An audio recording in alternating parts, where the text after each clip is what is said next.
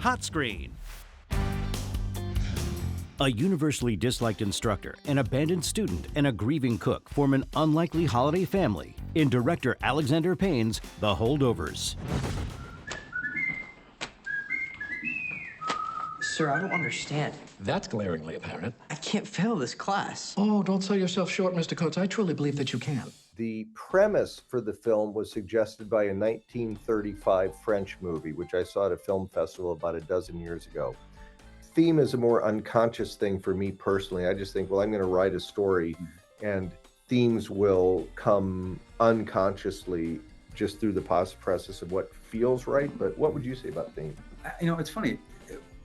This Alexander advanced this premise, which I thought was a great kind of jumping off point. I had you guys stuck with babysitting duty this year. How'd you manage that? The theme is basically from stasis to freedom, you know, and both physically and emotionally. And I really only found that because I was studying his work and I was thinking about how to create a matrix for these characters to exist in and for them to have some degree of progress. Do you think I want to be babysitting you? No, I was praying your mother would pick up the phone or your father would arrive in a helicopter or a flying saucer. My father's dead.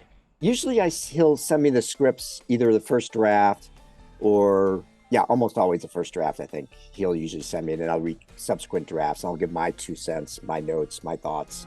You don't tell a boy that's been left behind at Christmas that nobody wants him? What's wrong with you? I don't know at what point I made the decision to try this little trick of making a period film not just be set in 1970, but look and feel like a movie made in 1970. A big part of me wishes I had been working then. Alexander said today, when you think about it, we've always been making 70s movies, and that is kind of true. Now, most of the kids dislike you, pretty much hate you. Teachers too. You know that, right?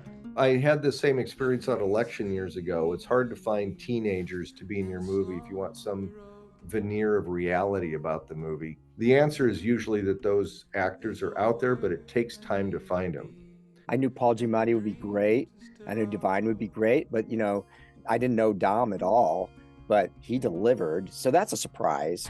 History is not simply the study of the past. It is an explanation of the present. See, when you say it that way and throw in some pornography, it's a lot easier to understand.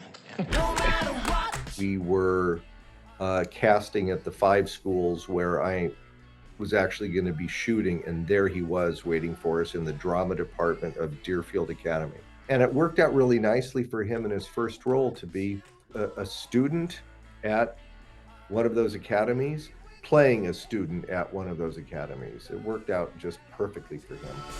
This is your Rubicon. Do not cross the Rubicon.